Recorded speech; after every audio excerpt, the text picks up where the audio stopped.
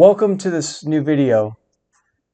In this video, I am going to tell you, I'm just going to tell you, no paywall, some advertisements, but no paywall. I'm going to tell you I almost broke my finger the other day. The three most important things that I think about, not only every time I paint, but literally every time my hand goes forward and makes a brush stroke. I'm serious. Now, these things are operating on an intuitive level at this point, but long ago, I used to consciously think about these three things every single time I painted and throughout my painting process. And if you like my work at all, then some of these things might be useful to you, and you can take them and put them into your own workflow. And if you don't like my work, I don't know why you're watching this video. Literally stop watching. But if you don't like my work, then at least these three things will be what you want to avoid, because I really believe that they have a big impact on the look, such as it is, of my paintings. I'm a big believer in style, or the look of someone's work, being a manifestation of what they think about rather than what they do. I mean, I guess what they do matters to a degree. I can't say that process doesn't matter at all. If my process was sitting there and staring at my canvas with my arms limply at my side, well, that would result in a certain look that would be quite different than if I were actively painting. So your approach does matter, but assuming you are using a canvas or board and brushes and your limbs and paint, then it really comes down to what you're thinking about. Now, before I get into the video, I need to pause quickly for greed and give you a little word from the sponsor of today's video. So no one wanted to sponsor this video, so I'll sponsor it.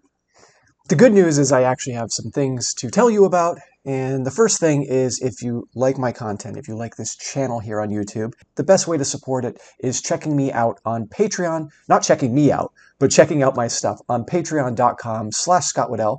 And there, you won't just be supporting this YouTube channel, you'll be getting access to hundreds, maybe almost thousands, probably hundreds of hours of art instruction. I have tons of tutorials there. You can check out the landing page for my Patreon on my website, where you can see all these different courses organized: portraits, still life, cast drawing, cast painting, everything. And you can find it all at patreon.com/ScottWaddell. It's $12 a month. You can cancel anytime. But if you don't like subscriptions, I get it. You can check out my website, scottwaddellfineart.com, and you can find art videos there that you can download, one-time purchase.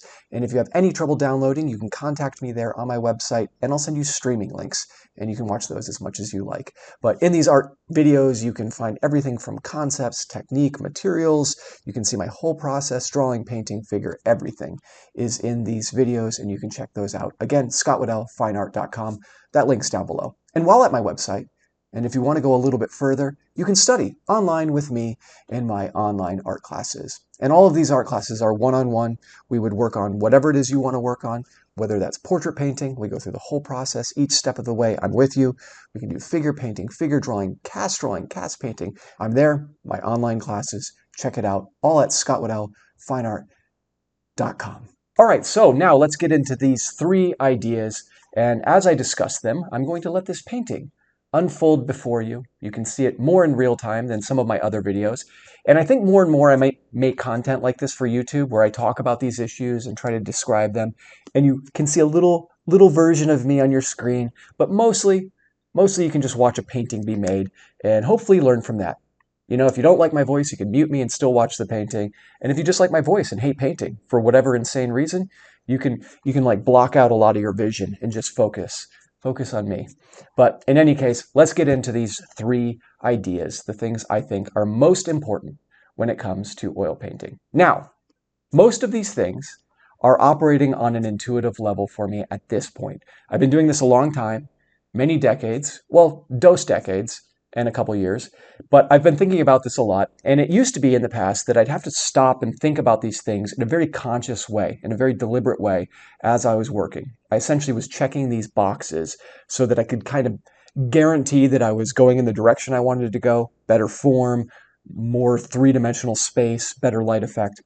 These were boxes I had to check to make sure I was doing what I thought to be the correct thing. But over time, I started to think about these things a lot less, and it just became an intuitive part of my workflow. Now, the first thing, and maybe the most important thing, so I hope you're ready, is you have to pass through the portal. You got to pass right through that portal. Write that down. Okay, now the second thing, no, I'm kidding. I'm going to explain passing through the portal because it sounds insane. And on some level, it's actually insane. So be prepared to go insane because that's required. That's a requirement. And what I mean by that is you essentially have to pass through the picture plane. I call the picture plane portal because it makes it seem like I'm a cast member in Stargate. I'm old. Look up Stargate. Now, your picture plane is this imaginary plane in space where your line of sight goes through and observes your subject matter. Now, if you're working from a photo reference, the surface of your photo would be the picture plane and your subject would be beyond, inside the photo, presumably. And if you're painting, your picture plane can be thought of very conveniently as your canvas or your board or panel, whatever you're painting on. Think of that as your picture plane or the portal, and you essentially have to pass through that in your mind. You have to pass through it into the space beyond and experience that world beyond as its own three-dimensional reality so that you can begin to more successfully negotiate the things that happen within that space, i.e. light, form, perspective, everything else that happens within that space. When I was first starting out with this notion of form and this idea of form, which was really the sort of essence of the instruction I received when I went to an atelier in New York City, I really struggled with what it meant to be on the form, right? We had to feel like we were sculpting, and a lot of our instruction was like, get on the form, or your form's not good, or that form is solid. And for me, I wasn't always sure if the things I was doing, the rendering, the mixing, the putting on the paint on the canvas, was appropriate for this illusion of modeling form. And I slowly but surely started to realize that for me to get there, for me to answer all of the many questions I had to answer during the course of a painting, which include color, anatomy, everything else, everything you could think of, all the problems you have to solve, all depended on whether or not, or the success of it, depended on whether or not I was passing through the portal or passing through the picture plane and accepting the thing I was making as a real three-dimensional thing in a real three-dimensional space. And why is that so difficult? Well, number one, and maybe the main reason why it's so difficult, is that your direct feedback contradicts this every single moment you are painting. And that's because it's fake. It's not real. Your canvas is literally flat. Like you're not going in that space at all, whatsoever. Nothing you're doing is actually three-dimensional. It's all obviously just flat paint on a surface, and that surface, if it's canvas or linen, has a texture to it, and that's there to remind you, this is fake. You're insane. This is crazy. Stop doing this. It's never going to work. But we are going to defy that. We are going to pass through the portal and make it as real as possible. Now, there are other attributes to paint that we can celebrate as artists, as aesthetic folk. We can admire the sort of superficial, two-dimensional qualities of paint, how shimmery and beautiful it is. We all like a good, juicy brushstroke, and most people like really textured paintings. Like an annoying amount, people like super textured paintings, so much so that I've taken a heavy step in that direction at times, and socially I was reinforced, but internally I died inside just a little. But I've been resurrected with a full commitment to blending ad nauseum in every painting I make. But I digress. Let's get back into the portal talk, because that makes sense. Now, your canvas is flat. What you're doing is fake. You're fake. We're all fake. But you can still make decisions based on the imagined reality that is actually a three-dimensional space. And so what I do in this very exaggerated sense, or at least in the past, when I used to really consciously think about this, I was very exaggerated about this. I would put my hand forward in space towards the canvas, And I almost had this sort of wash of euphoria as I imagined my hand magically going through the canvas, almost like I was like coming in and like peeking in the space. I would start to imagine where everything is. Like, oh, there's the light source. Oh, and there's the little head I'm making. Isn't that cute? Because it's always a little bit smaller in my painting world. And so then I go up and I start painting on it. And I think, like, what would this experience really be like? And fortunately, you can imagine something that would be pretty analogous, and that would be sculpting. If you were sculpting a head or whatever else, you would have that clay right in front of you, and you would reach in and you would touch it like a real three-dimensional thing. And that's why I always compare the sensibility to sculpting. And that idea of comparing it to sculpting and what it would really be like if you were actually sculpting a 3D head in front of you in clay simulates that sensibility that you want when you pass through the portal. So I imagine going into my canvas, my brush goes in there, and then it's not just paint on a surface, it's an actual head sitting there. And of course, because you're painting it in color, it's not just gray clay sitting there on some sort of armature. It's full color. And there are translucencies, and there are texture, and there's hair, and there's everything else. Like, it's more robust. It's like making a sculpture out of trying to make a sculpture out of the actual material that the thing is made out of. So I'm trying to reproduce effects that feel like flesh, spongy flesh, and hair, if only I knew what that was like, and eyes, and everything else. And so that passing through the portal is so key and fundamental to all of the other concepts, all of the other things I think about. And for me, meditating on that, trying to feel that experience, that euphoric passing through the portal every time my brush goes forward and touches that totally fake surface, totally flat surface, but transcending that mentally so that my hand does stop here, but my mind goes beyond. That is so unbelievably important, and you can have fun with it. It is crazy. I want you to go crazy, but it's also fun. There's something sort of joyous in the madness in imagining that every single time, and do whatever you have to get into that space and have fun with it. Like sometimes like I imagine this like warmth coming over my body. Like I go into there and it's like a little fun glen with sun breaking through the tree leaves. I don't know what I'm talking about, but I turn it into something fun and joyous, and so you can too. And just by doing that, kind of refocusing your mind, because so much of our time is kind of mired down in the disappointment of how bad we are at painting or drawing or whatever else, or we're very critical of whatever is happening. If you can kind of redirect yourself, and you're doing it with every brushstroke or every time your arm goes forward, to this positive sense of passing into a space, like your happy little space that you're making this painting, I think it's a good thing. It's a good thing to kind of redirect your mind and keep you positive as you're working. Now, that's number one. You pass through the portal, you imagine it as a real three-dimensional space, and from there, you can check the next two boxes, which are dependent on that experience. All right, the second thing, and I don't know if the order here between the second thing and the third thing matters too much, because I kind of do them together. But the second thing is orienting yourself to your subject matter. Now, that's sort of an awkward statement, but I say it that way because you might be painting or drawing any number of things. It could be a portrait, it could be a tree, it could be a landscape, a still life, various things. And you need to orient yourself, your thinking, to whatever that subject matter is. And I do that in a very three-dimensional way, which again requires you passing through the portal and imagining this space as its own real three-dimensional virtual environment. And so if you're doing a tree, your concept might be that it's a series of cylinders going up the trunk that branch off into branches, smaller little cylinders and leaves and so forth.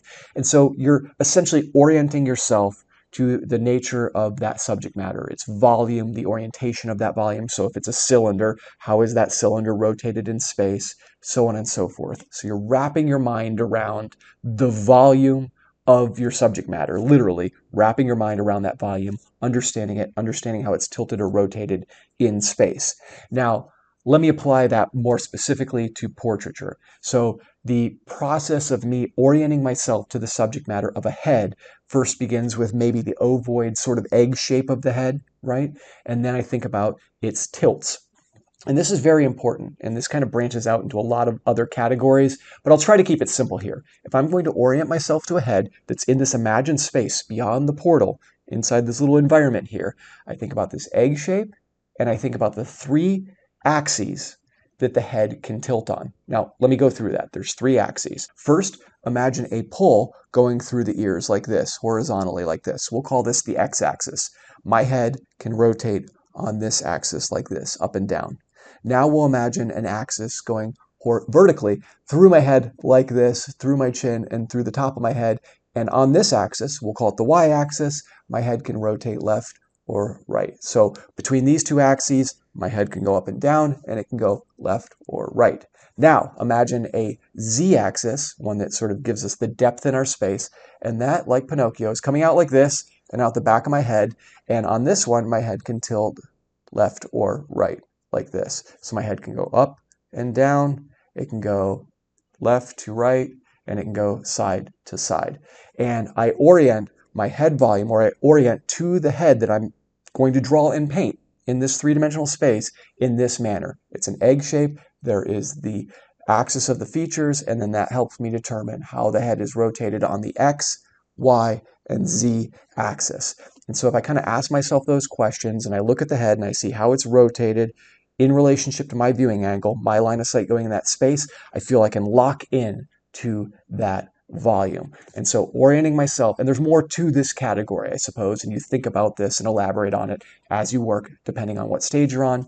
But every time I go into my canvas, my 3-dimensional space, I try to orient myself to that subject and how it's rotated and my viewing angle. Now, to begin modeling, I then have to ping off of the light source or light sources. Now, in most instances, most academic schools or ateliers, the figure room, or when you do a portrait or a still life or a cast drawing or painting, the light sources are controlled to be a single light source, and that's because it's just simply easier. Sometimes it's aesthetically more powerful. You see a lot of paintings throughout history where they really limited to a single light source and really played the lights off of the shadows for dramatic effect, the contrast, but also to accentuate the volume of form.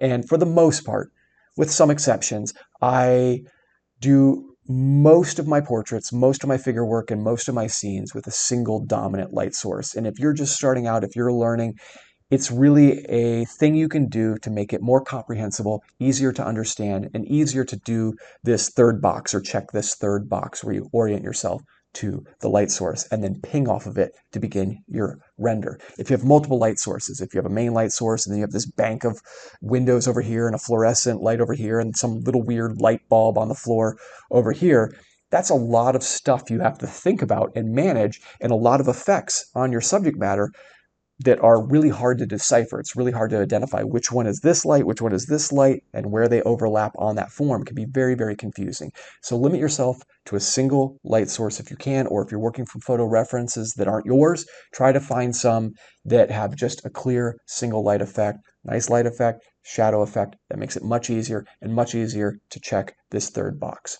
So what this consists of, me orienting myself to the light source and then pinging off of it, goes like this. First, I pass through the portal. Then I orient myself to my subject matter. There's this head. It's rotated like this and tilted like this. Great. Where's the light? Oh, the light is up here. Now, when I look at our scene, it might be in the upper right. But when I pass through the portal, I go in and I look up, and there's that little light source. I see it vividly inside my space, inside my canvas, like I'm crawling in and I'm looking up and I'm seeing it. Now, that's important. And it's weird, it's wild, it's a little bit crazy.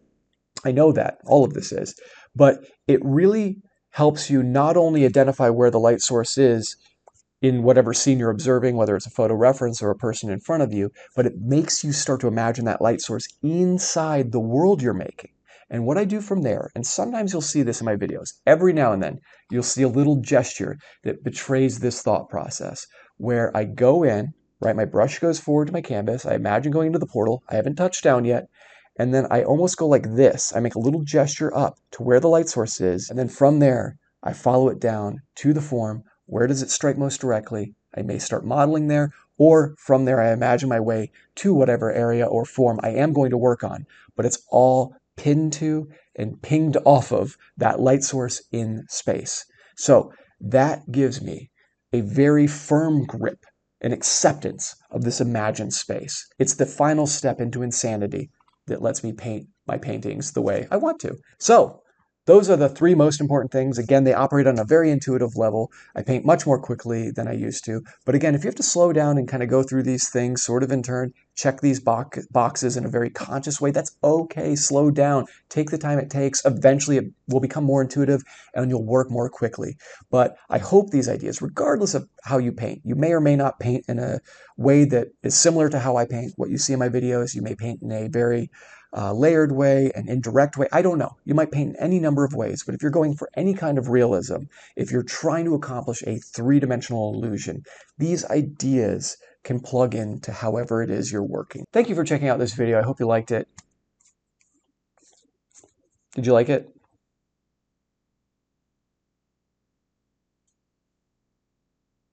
I mean, I just made this whole video for you.